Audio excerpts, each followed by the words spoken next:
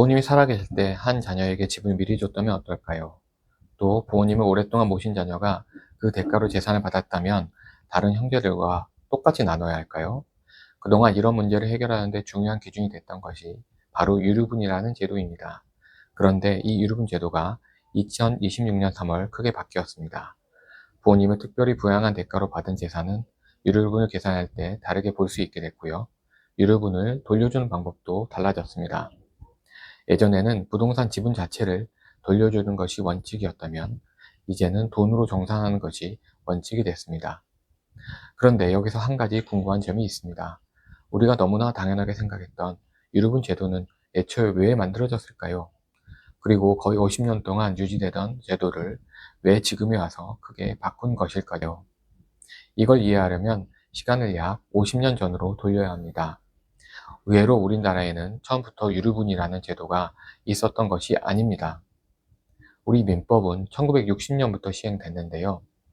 당시에는 유류분이라는 제도가 아예 없었습니다. 그러다가 1977년 민법을 개정하면서 유류분 제도가 처음 만들어졌고 1979년 1월 1일부터 시행됐습니다.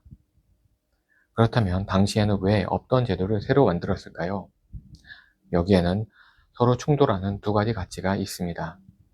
먼저 부모 입장에서 생각해 보겠습니다. 내가 평생 모은 재산이니까 내가 원하는 사람에게 줄 자유가 있어야겠죠. 이걸 재산 처분의 자유라고 할 수 있습니다. 그런데 반대편도 생각해야 합니다. 자녀가 셋인데 부모가 어느 날 갑자기 특정 자녀에게 전 재산을 주어버린다면 어떨까요? 다른 자녀 입장에서는 억울할 수 있습니다. 특히 과거에는 지금보다 가족이 하나의 경제 공동체로서 생활하는 경우가 많았습니다. 자녀가 부모의 재산 형성에 함께 기여하기도 했고 부모 재산을 장차 물려받을 것이라는 기대도 있었습니다. 그래서 법이 절충안을 만든 겁니다. 부모가 재산을 자유롭게 처분하는 것은 인정하겠다. 하지만 일정한 가족에게 돌아갈 최소한의 몫까지 전부 없애지는 못하게 하겠다. 이것이 바로 유류분입니다. 흥미로운 것은 이런 제도가 우리나라에만 있는 것은 아니라는 겁니다.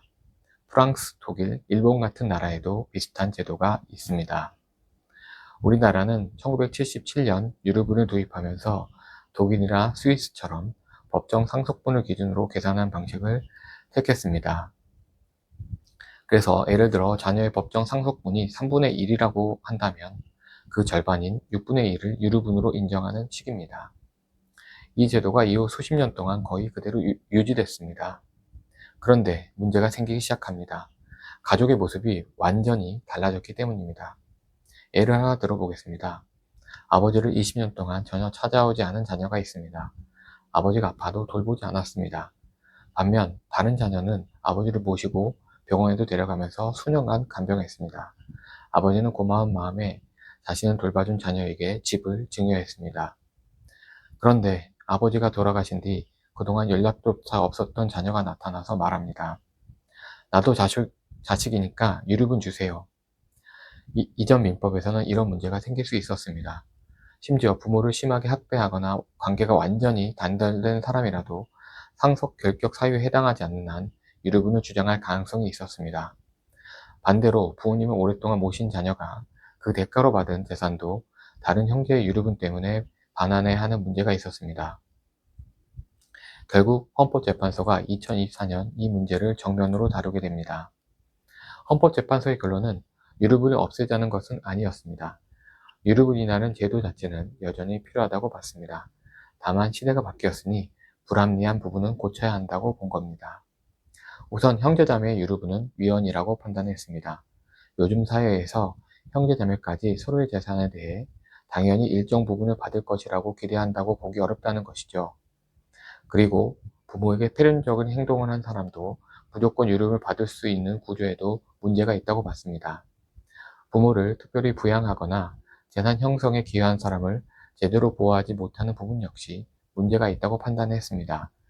그리고 이 헌법재판소 결정 이후 2020년 민법 개정에서 중요한 변화가 있었습니다.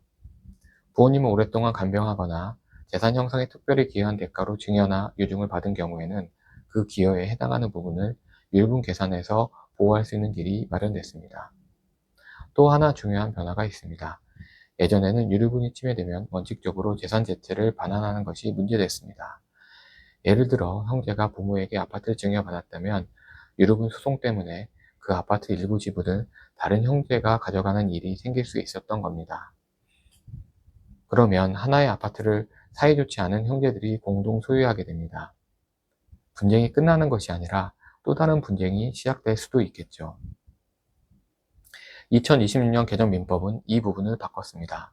이제는 원칙적으로 유류분 부족에게 해당하는 가액, 쉽게 말하면 돈을 지급하도록 하는 방식이 법에 명확하게 들어왔습니다.